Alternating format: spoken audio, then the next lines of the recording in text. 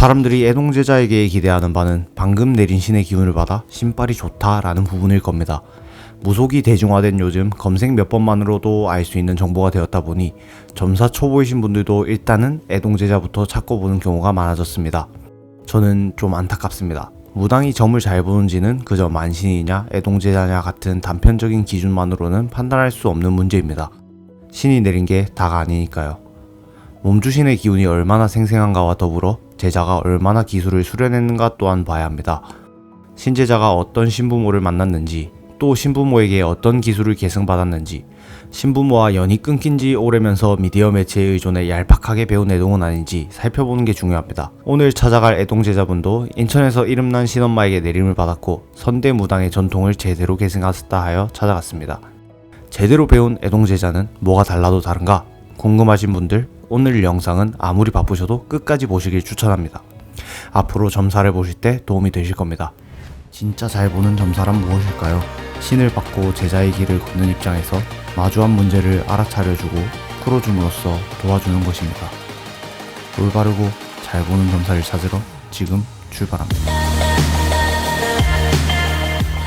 신당은 허름한 아파트에 위치해 있습니다.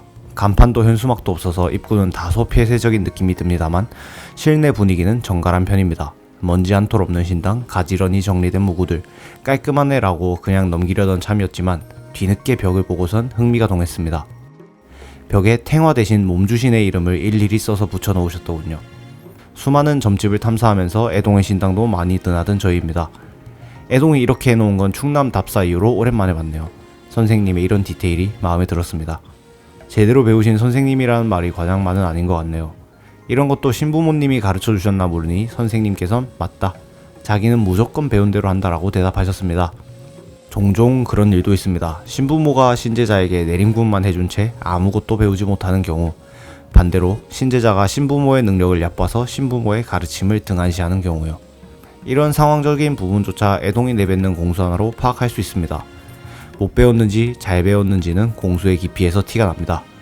저는 선생님께서 전통대로 배우신 분이 맞다 판단했기에 깊이 있는 공수를 주시길 기대했습니다. 인천까지 온 게 아깝지 않길 바랬죠. 처음에 이름이 뭐냐 물으시기에 알려드렸습니다.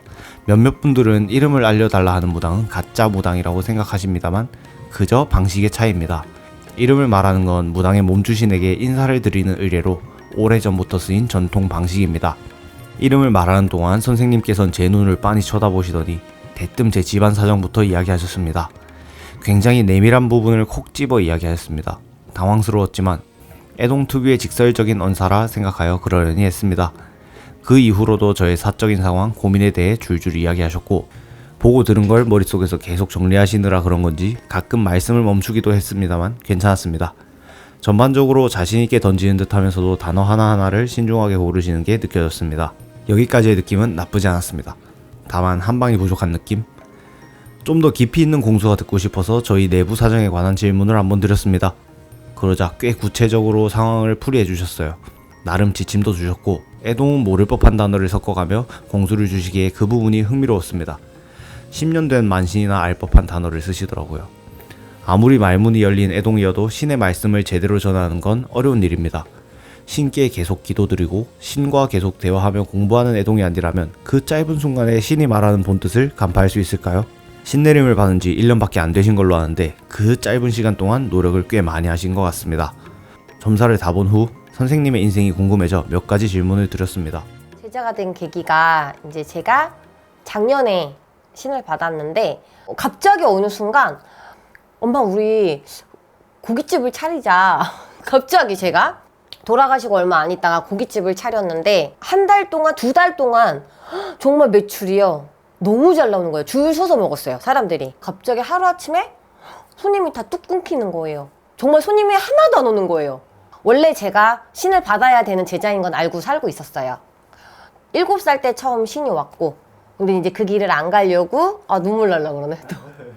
이제 그 길을 안 가려고, 이제 땜을 하면서 살고 있었겠죠. 막 누르고, 그러면서 살고 있었는데, 점집을 갔는데, 앉자마자 하시는 말씀이, 이제는 가야 한다. 이제는 더는 미룰 수 없다.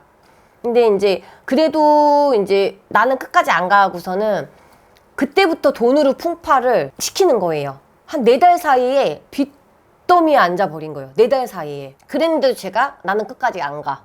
나는 안 갈 수 있어. 했는데 제가 딸이 하나 있어요. 딸이 갑자기 저 같이 이제 일하는 직원을 보고 엄마, 저분은 마음이 슬픈 사람이야. 이러면서 갑자기 그분의 점사를 보는 거예요. 딸내미가. 그 사람에 대해서 주주주주주 과거사부터 나열을 하는 거예요. 진짜 번개 맞는 기분이었어요. 바로 가서 무릎 꿇었죠. 그래서 선생님께서는 이미 7살 때 신이 왔었다고 합니다. 워낙에 신맥이 뚜렷하신 분이셔서 인생이 굴곡이 있으셨네요. 두루두루 오는 것 같아요. 두루두루 오는데 제일 그래도 부각되는 거는 아이들 문제로 오시는 분들, 아이랑 연관돼서 오시는 분들, 그런 분들이 제일 많이 오세요. 왜냐면 저희 할머니가 모성애가 엄청 강하신 분이세요.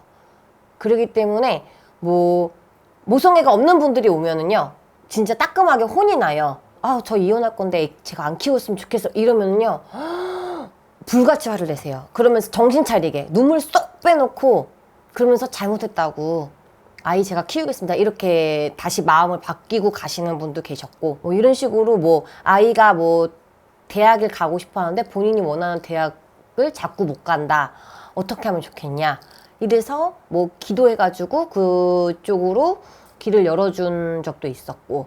선생님께 본인은 어떤 무당인 것 같으냐 여쭤보니 이렇게 답하셨습니다. 그냥 교과서예요. 저는 그냥 교과서대로 가는 게 좋고, 저는 진짜 고지식하거든요, 성격이 원래. 그래서 저는 그냥 교과서대로 옛날 이제 무당 선생님들은 어떻게 했는지, 애동제자가 지켜야 할 것, 애동제자가 해야 될 것, 이런 것들을 그냥 바르게 그냥 지켜가고 있다 보니까 사람들이 왔을 때 뭔가 모르게 되게 맑아요, 되게 깨끗해요, 이렇게 말씀들을 많이 해주세요.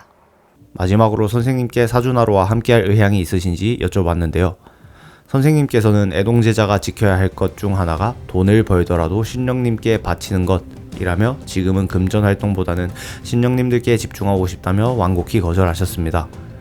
오늘 답사기는 과연 진정한 애동제자는 어떤 것인가 하는 질문에 대한 답이 될 수 있을 것 같습니다. 무당의 인구는 갈수록 늘어나고 있습니다. 이미 100만 명을 돌파했죠. 이토록 많은 무당들 속에서 전통과 가르침을 올바르게 계승하는 무당은 더더욱 조명되어야 합니다. 저희는 계속해서 묵묵히 제 소임을 다하는 점집을 찾아 빛나는 무속의 가치를 기록하겠습니다. 다음 답사에서도 유익하고 흥미로운 정보를 가져오겠습니다. 시청해주셔서 감사합니다.